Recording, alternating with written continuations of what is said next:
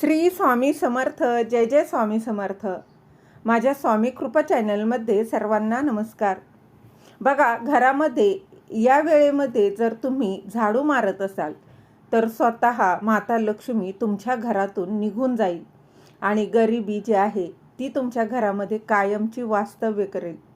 घरामध्ये या वेळेतच झाडू मारला पाहिजे की जेणेकरून स्वतः माता लक्ष्मी तुमच्या घराकडे आकर्षित होईल आणि गरिबी दरिद्री जी आहे ती कायमची निघून जाईल. म्हणजेच काय तर ती तुमच्या बघा घरात नावाला सुद्धा घरामध्ये राहणार नाही.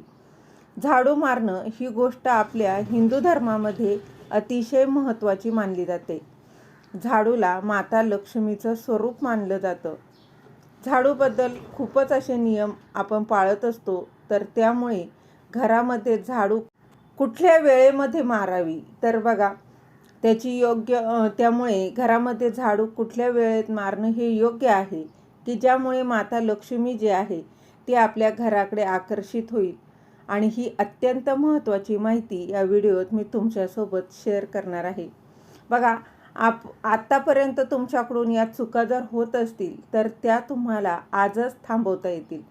तुम्हाला माहीतच आहे की झाडूचा थेट संबंध हा माता लक्ष्मी हिच्याशी आहे आणि वास्तुशास्त्रामध्ये झाडूविषयी अनेक नियम सांगितले जातात की ज्यामुळे आपल्याला त्यात शुभ फळ मिळतं, अशुभ फळ हे मिळणार नाही.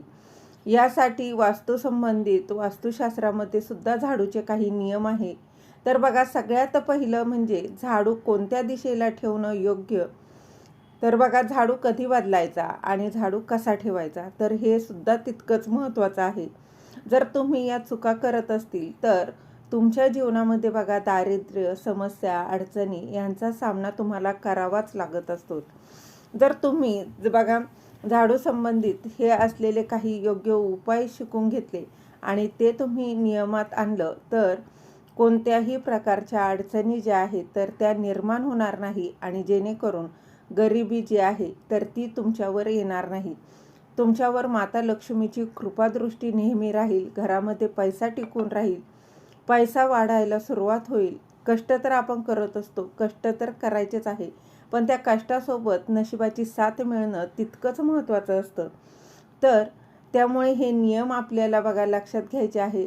आपण आपल्या घरात मंदिर बघा, आपल्या घराला मंदिर मानत असतो आणि असं म्हटलं जातं की जर आपण घर स्वच्छ आणि नीटनेटकं ठेवलं तर त्या घरामध्ये माता लक्ष्मी अखंड वास करत असते. आणि याच उलट काय, जर घर आपण अस्वच्छ ठेवलं, घरामध्ये बघा जाळं जळमटं धूळ असेल तर माता लक्ष्मी कधीही तिथे वास्तव्य करत नाही.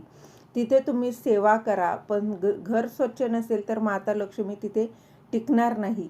त्या सेवेला काहीच अर्थ राहत नाही. म्हणून माता लक्ष्मी घरामध्ये टिकून राहण्यासाठी आपण झाडूने बघा स्वच्छता करत असतो. तर झाडू जो आहे तो आपल्याला कधी मारणं योग्य आहे तर सगळ्यात पहिलं म्हणजे बघा सकाळी सूर्योदयानंतर आपल्याला झाडू मारायचा आहे.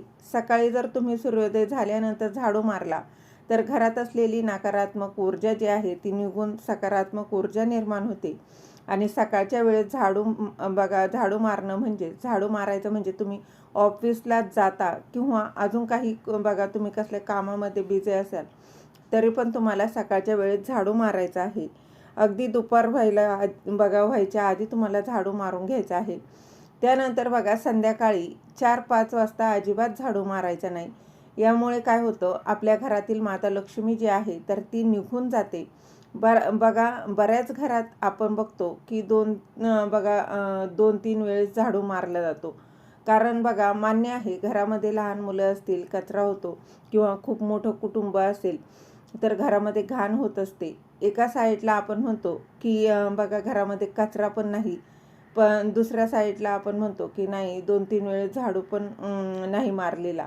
तर बघा सगळ्यात पहिलं म्हणजे सकाळी आपल्याला घर संपूर्ण झाडून स्वच्छ करायचं. त्यानंतर समजा कचरा होत असेल तर ती घाण जी आहे ती तुम्ही साईडला थोडीशी बघा ती घाण साईडला काढून घ्यायची आहे, बाहेर टाकू नका. त्यामुळे घरातील माता लक्ष्मी ती निघून जाते. आणि त्यानंतर बघा संध्याकाळच्या वेळेस तर अजिबात मारायचा नाही आहे. जे आपण बघा संध्याकाळची वेळ माता लक्ष्मी येण्याची मानतो, तर त्यावेळेस आपल्याला चुकूनसुद्धा झाडू मारायचा नाही आहे. त्यानंतर दुपारची गोष्ट म्हणजे झाडू जो आहे तो बघा बाहेर जी व्यक्ती येते तर तिच्या लगेचच नजरेस पडेल असा देखील आपल्याला ठेवायचा नाही.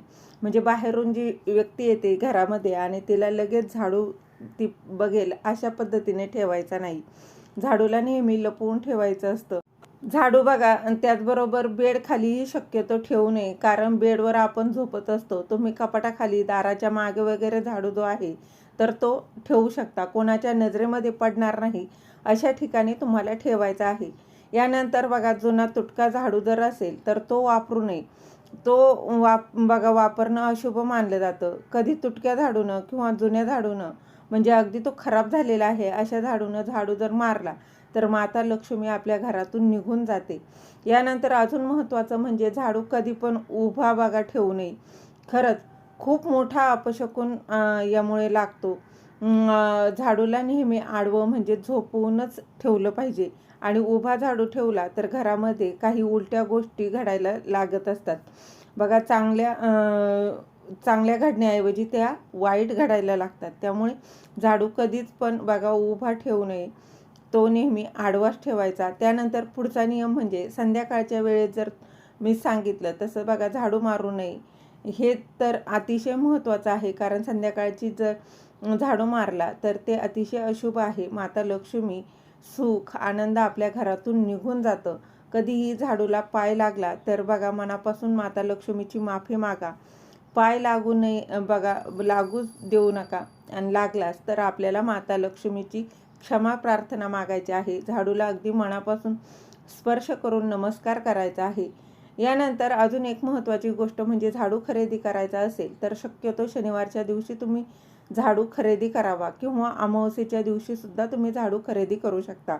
अमावस्या तिथी माता लक्ष्मीची असते, तर त्यामुळे या दिवशी झाडू आणून आणि कधी पण झाडू तुम्ही बघा आणला तर त्यावेळेस आपल्याला झाडूला हळद कुंकू अक्षता अर्पण करायचे आहे. झाडूला नेहमी कलावा बांधायचा आहे, म्हणजेच लाल पिवळा जो धागा आहे तो आपण जो हातात बांधतो तो झाडूला बघा तो बांधा, मग झाडूला वापरायला सुरुवात करायची आहे. आणि झाडू शक्यतो पश्चिम दिशेला ठेवणं योग्य मानलं जातं. त्यामुळे घरामध्ये माता लक्ष्मीचा वास टिकून राहतो, घरामध्ये सकारात्मक शक्तीचा वास राहतो. झाडू उत्तर दिशेला ठेवला तर धनासंबंधित कोणतेही निर्णय आपण चुकीचे घेऊ शकत नाही, कारण उत्तर दिशा ही धनाची दिशा आहे. तर त्यामुळे तुम्ही झाडू शक्यतो उत्तर दिशेला ठेवत जा.